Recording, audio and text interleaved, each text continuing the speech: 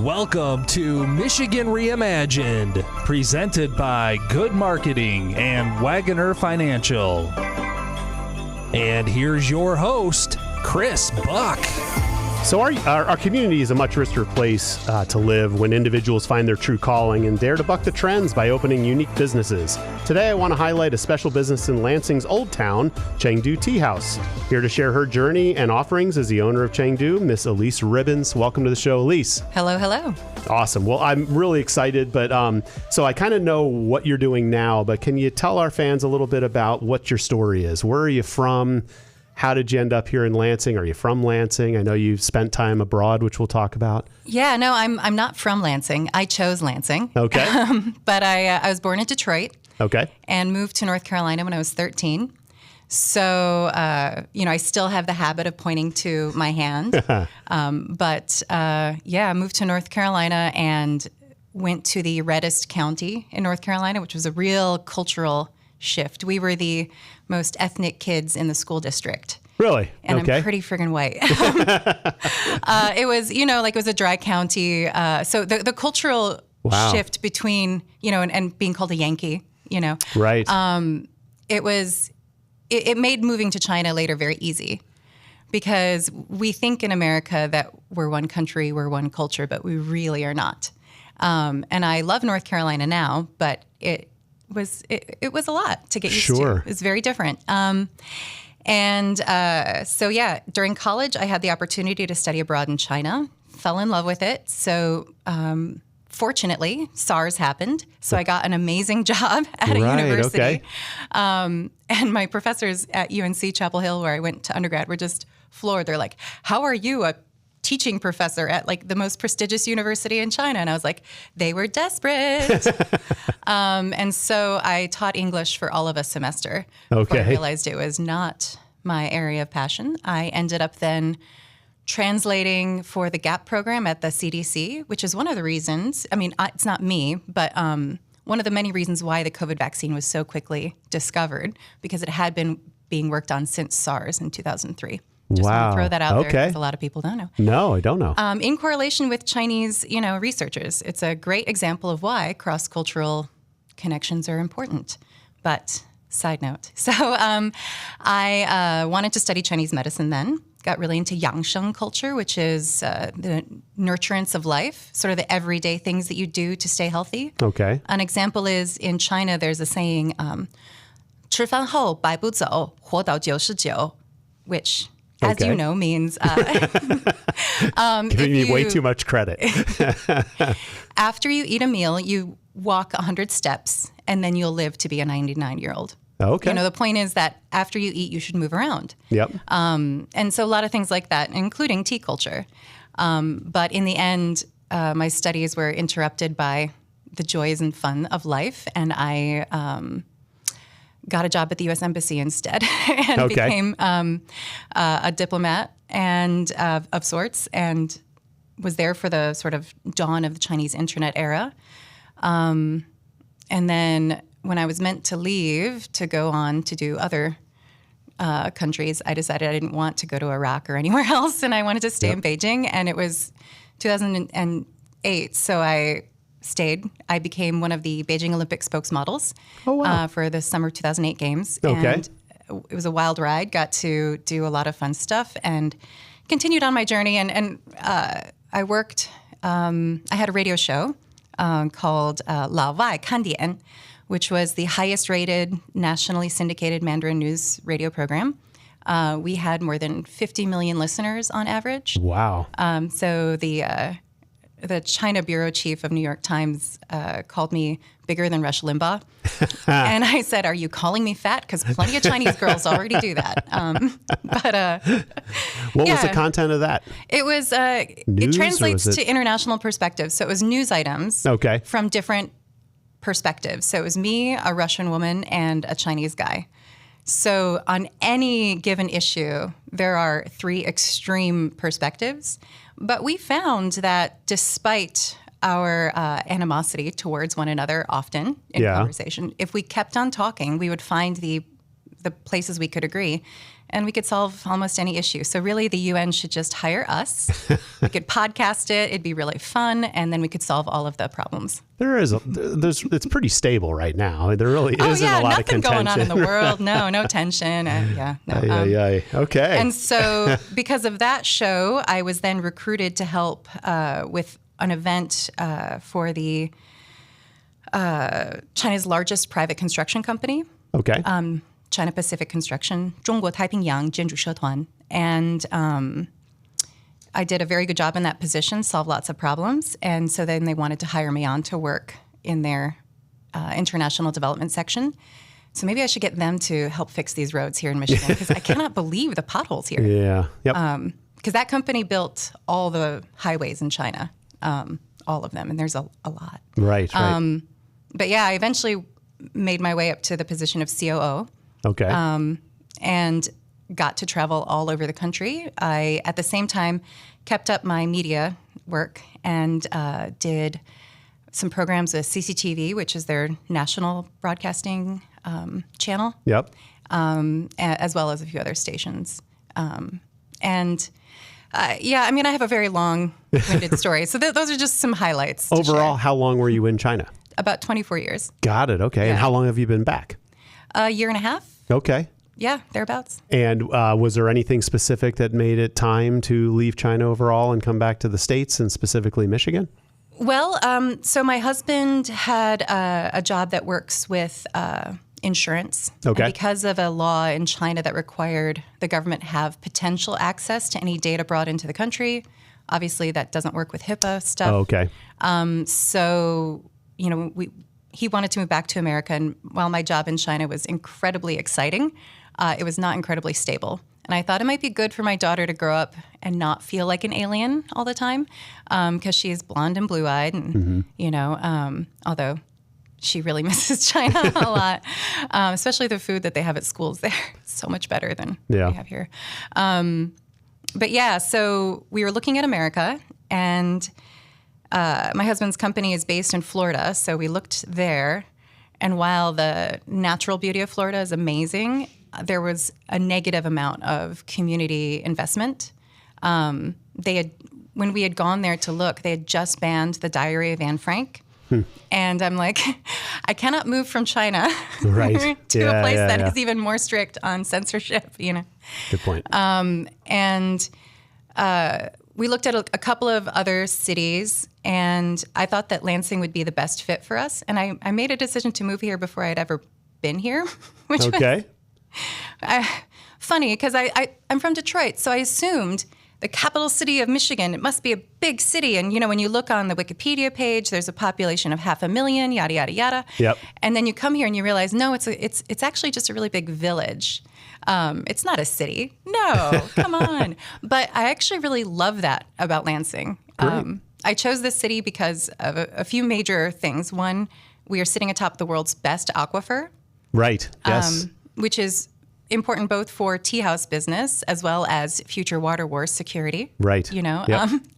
I like that the city has really progressive politics, but also diverse politics. Yep. So all the voices, you know, you can find them here.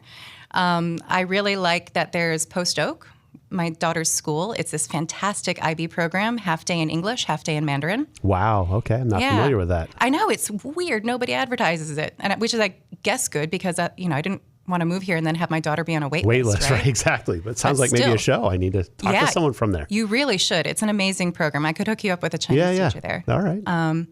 Because kids, when you learn math in Chinese, it's a different portion of your brain that gets used, and they're much better. Huh. Yeah. Okay. I could use a little dose of that myself.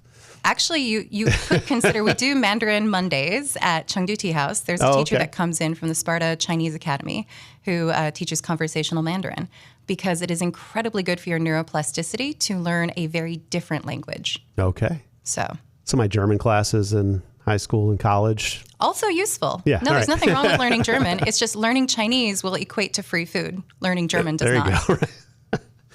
Fabulous. Okay, awesome. So now I see you have a tea set. I'm assuming it's a tea set. We'll downshift into your business. So talk a little bit about your passion for tea. I got to believe that was founded in your time in China. Well, even as a little girl, I loved tea. Okay. My mother's family are Polish immigrants, and as anyone who hails from Central Europe knows, tea is herbal teas especially are a very important part of your daily life and health practices, right? So I grew up with all of that, but moving to China, it became, even more ever present. Everyone at their desk has a cup with tea. Every student is carrying around a canister with tea. Every meeting involves tea because it's not just the beverage, it's the experience, which is one of the reasons why when I first opened the tea house, I was wary of selling like to-go cups. Right. But eventually my business degree knocked and said, hey, don't say no to free money. Come on. So, because choosing different teas for different, types of meetings. For instance, today I brought a golden monkey. Okay. The joke is that it used to be picked by monkeys, but really it's just that it has a really lovely sort of golden hue, like certain monkeys in that part of China. And it's a really nice black tea, Jinjunmei, which is perfect for these sort of cold wintry mornings that we evidently have in Lansing until May or so. You'll get peaks and valleys. It's a very roller coaster ride in March and April. It is an abusive relationship with the weather that we have here. Well defined. But how strong do you like your tea? I'd say maybe medium strong or whatever you would recommend this particular tea. I know. Now, again, I've heard of, the Japanese tea ceremony and you hear the British high tea and you watch Ted Lasso and they're constantly serving tea, but Chinese tea seems to have a different kind of style to it or ritual or. Yeah. So the main difference between Chinese tea and the tea cultures from everywhere else is that with Chinese tea, even poor people have access to really high quality tea. Okay. Versus like the tea that the Brits use, it's sometimes called trash tea because it's the bits and pieces. Like you'll notice if you were to look, these are big, long leaves. Right. And looks like chewing tobacco. A little bit. Like the baseball guys will grab a big. Exactly. Yeah. It's the full leaf so that you get, you'll see in a little bit, you get to have more steeps. Okay. And the flavor evolves as you. Oh, so you'll pour more hot water on the same tea leaves. And notice, even as I pour this, I have to look, I have to concentrate. And just watching that water being poured into these small cups actively lowers blood pressure. So a lot of people mistakenly think that tea is feminine. Yeah, okay. In China, it is consumed significantly more by men than women. Like women will drink it because men, especially whether you're talking with a friend or having a business meeting, it is very much a part of that because it keeps things calm so you can have a productive conversation. It gives you opportunity to pause and ruminate. And also with these small cups, you have the benefit that the tea is the perfect temperature for every sip. Okay. So when I first poured it, it was a little too hot, but I'd love to have you come over and grab a cup. Here I come.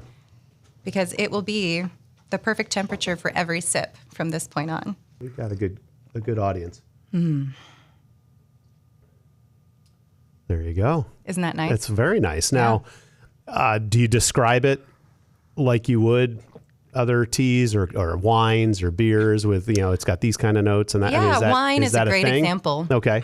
Yeah, because this one often gets described as having peach notes. Are you getting those? Yeah. Yes, I could see that.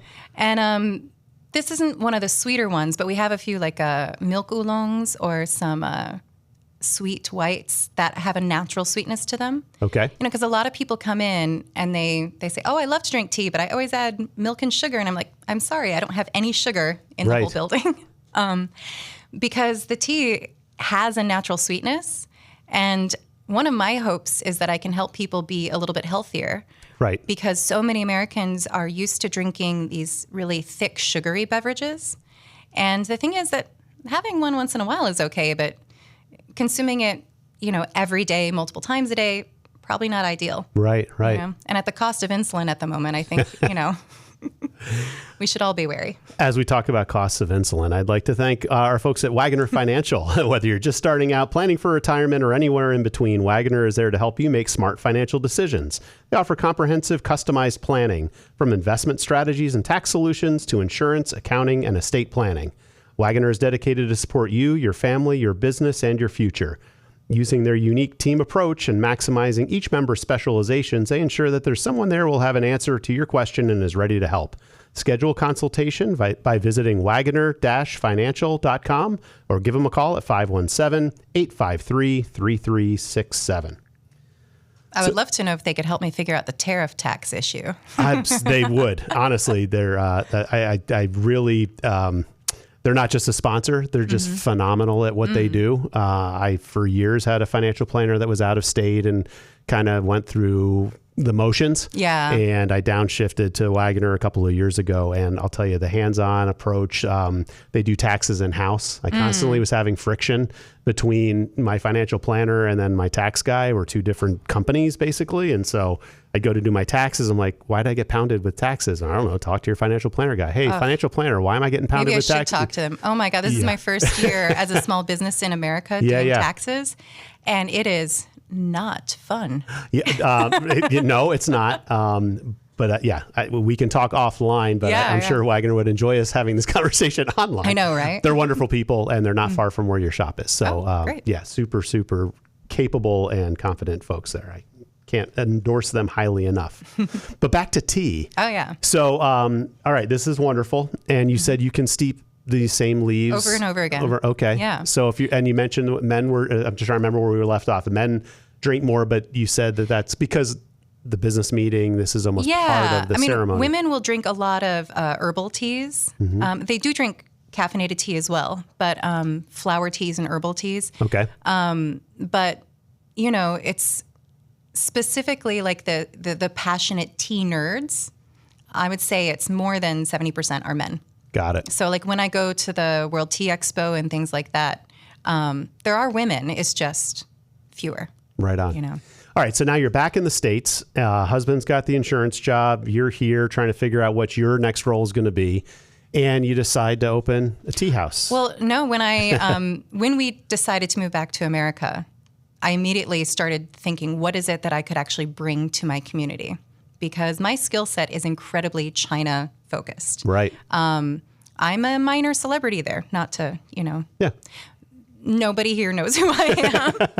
And, I've been in film and TVs, and I've had that radio show, and I've been involved with these projects and that. And so when you have a reputation like that, it's very easy to find other opportunities in China. But here, I didn't have that reputation. So I thought, okay, I could try to find a normal job.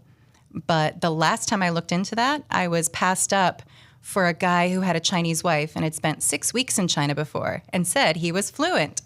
He was not. And later the company, they didn't go under, but they lost so much money because this man was a total fool. It was a furniture company in North Carolina. Got it. Okay. But anywho, point is that I just wasn't fully confident that my skill set would be recognized and utilized the right way in a normal American corporation, unless I were to live in a city like Seattle or New York or DC. Right. But I didn't want to live in a big, crazy city like that, because then it has all the stress of living in a big Chinese city with none of the convenience, because Chinese cities are huge. Like Chengdu is almost 22 million people. Okay. Wow. And so it's, what was New York City? Like 12, 8? Yeah, no, I mean, so it's nothing. Right. Nothing. Yeah, no, there's a population of potentially 300 to 350 million people in China who are not registered in the social security system they have there, because they were born, during the early 80s, you had one-child policies. So a lot of people had extra kids that they just didn't register. I mean, Americans don't understand, like, we could disappear the entire population of in China and nobody would notice. You know what I mean? Right. Okay. Yeah. Because that's about the numbers are just so extreme. But because of that, things are really streamlined. Things are, set up well. Public transit there is super easy. The train system is amazing. Oh, it is so convenient because going to an airport, you have to like wait in security, and there's the whole being on the plane thing, which is but being on the trains is really nice. You just rock up, go in, and then you can walk around, use your phone the whole time. I used to commute to, anywhere from 4 to 5 cities every week. Yep. Just by train. It was so easy. Got it. And Sorry. you said no, it's all right. You said Chengdu. Mm-hmm. But it's spelled Cheng, right? But is it pronounced Chengdu? Chengdu, So I got to make sure I say that It's where right. all the pandas are from. Oh, is that right? Mm-hmm. Sichuan province. And Chengdu is the capital of Sichuan province. Got it. Mm-hmm. But back to you. Sorry. No, it's all right. You eschewed corporate America for small business. Yeah. So, apologies. So That's I thought, all right. okay, what could I do that would allow me to live in a smaller town in America? And I thought, well, I know tea. Yeah. And I know that tea brings such health benefits, emotional regulation, and unfettered joy to people once they get into it. And I thought I could open up a church of tea, essentially. Right on. Wonderful. And you picked Old Town, which seems perfectly fitting. Yeah. Great side of town. And so describe a little bit about what your customers experience for those who haven't been there yet. What is the decor? What are their options? Is it a ceremony that's performed, or do you order it like a Starbucks? I know that's probably not the answer, but just wanted to kind of have you paint a picture for our listeners as to what you've created. Yeah, so that's a great question because a lot of people are really trepidatious before they come in. They're like, what is it going to be? Is it a whole, do we have to make a booking? Yeah. And while our weekends are pretty busy, so if it is a larger group, definitely make a booking because just want to make sure everyone can sit together. But otherwise, you can show up. It's a very relaxed experience because there are 2 ways we serve tea. One is by the cuppa. So these tend to be herbal brews, sometimes with caffeinated leaves thrown in as well, but medicinal brews, like a combo I call Cold Killer. Because it sort of prevents colds and flus. Okay. And it definitely works because I have not been sick since we opened the tea house. I know, knock on wood, right? Because I literally cannot afford to be sick because labor is very expensive in America. Right. Yes. Right. Yes. And the thing with opening a small business like this is that you have to have consistency. So it's not like I can be open this week on, Wednesday and then next week not. People just won't come out, you know? Yep. And so many of our customers are people who come every week at the same time. Yeah. Creatures of habit.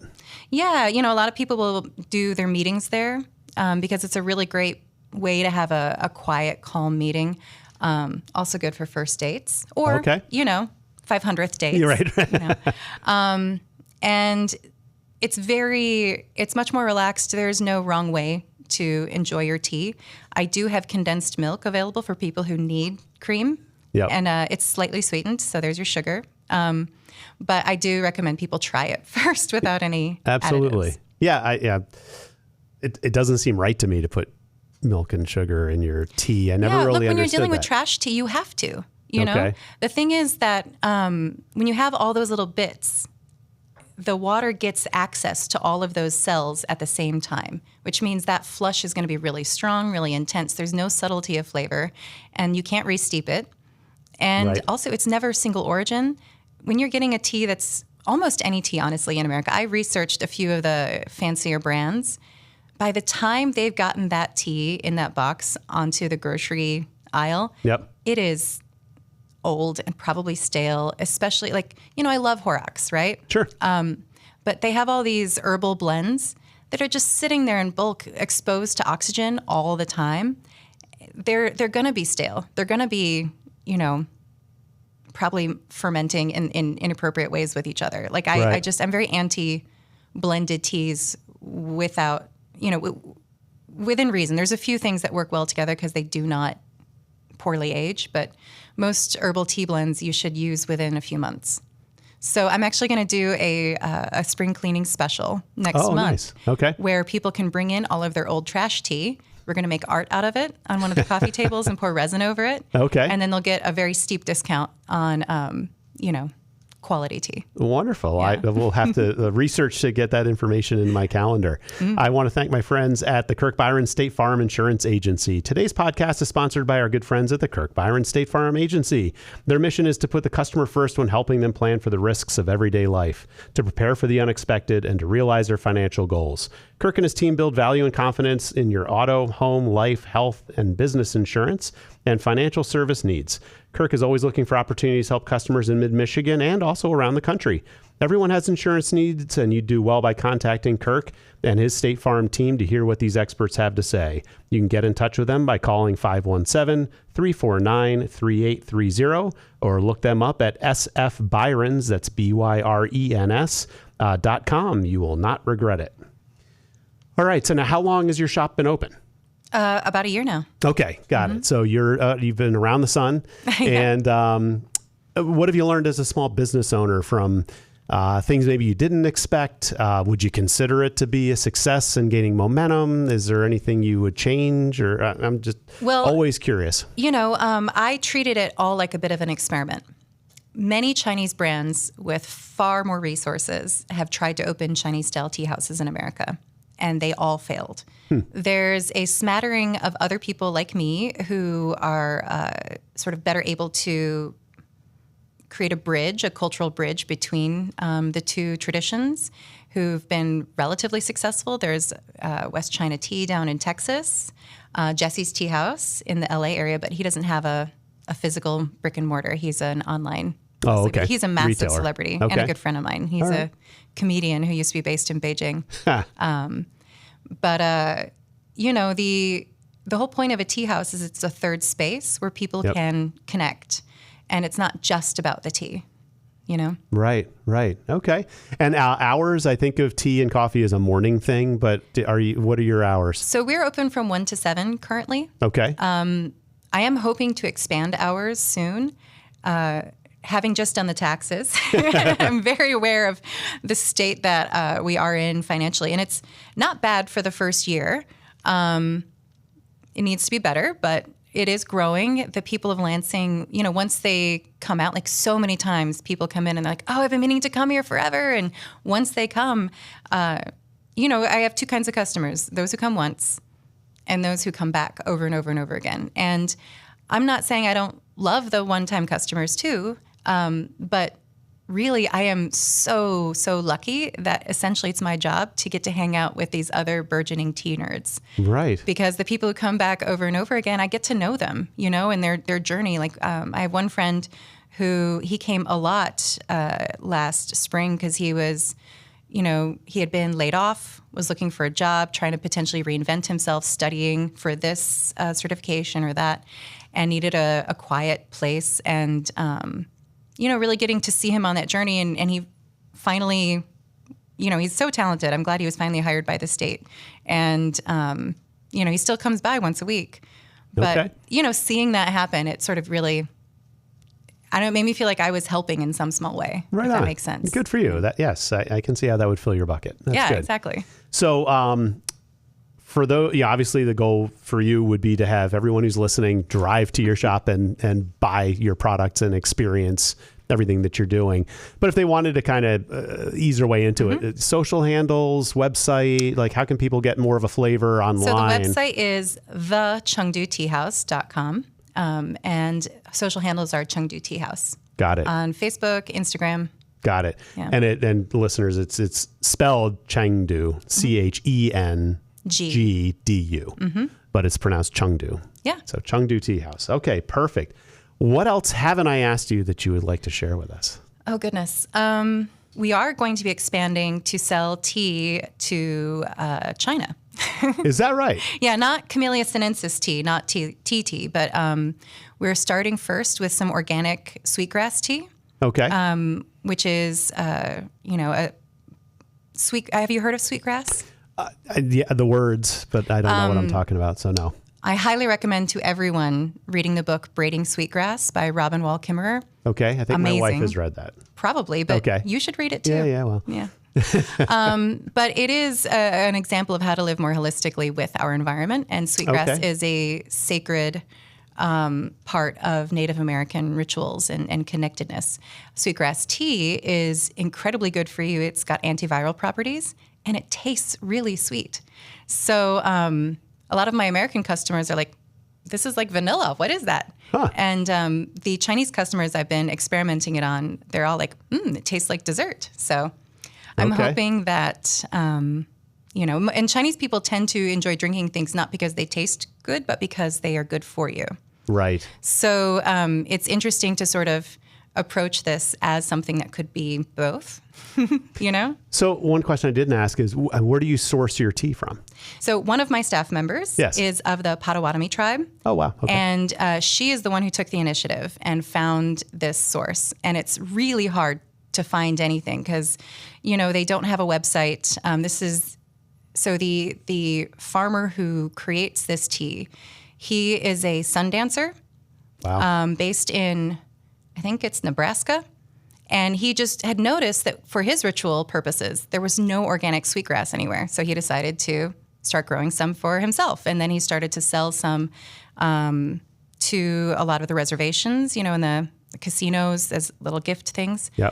But, you know, once I tried it, I reached out to him and I said, hey, I want to sell your tea in China. Let's talk. And so the first batch will be theoretically ready by this summer, which coincides with something I'd also like to bring up. I'm on the Sister City Commission for Lansing.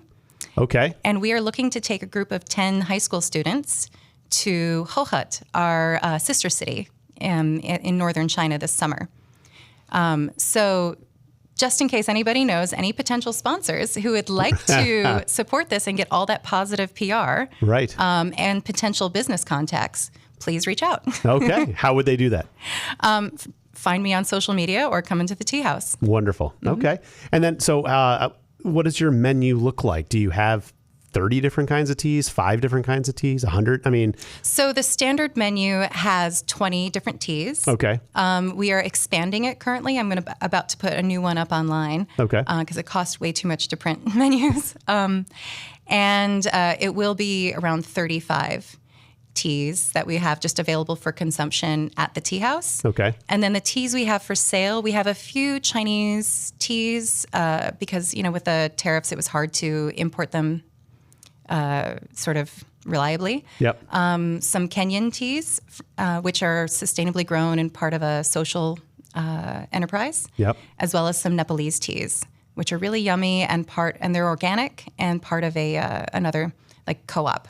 So it's nice knowing that when you are buying these teas, that the actual farmers are getting the money, right? Not just middlemen companies, you know? Right. Should keep costs down too. It does. And the quality of the tea is really amazing. Wonderful. Yeah. Well, this has been great. I mean, we could just talk for hours, but, you know, the listeners get fatigued occasionally. So that's why they need to have a cup of tea with exactly them. Right. Well, it's a fast-paced world here in Greater Lansing and around Michigan, but this has been a fabulous conversation. Thank you very much for joining me. We've been speaking with the owner of the Lansing Old Town Chengdu Teahouse, Elyse Ribbons. I can't thank you enough to come in and just share your story and your Thank you world. So much for having me today. Absolutely. It's been a great time. And I'd love to give a final shout out to all of the loyal sponsors. We've got Wagoner Financial, Good Marketing, Triterra Environmental, Keller Williams Advantage and Team, Michigan Rise, Kirk Byron State Farm, and the attorneys at Foster Swift. All great people worth the call. And if you found the show as a one-off, I want to remind you to like and subscribe to Michigan Reimagined on YouTube, Facebook, Apple Podcasts, Google Podcasts, Spotify, iHeartRadio, pretty much anywhere you find your podcasts. This is Chris Buck signing off for Michigan Reimagined.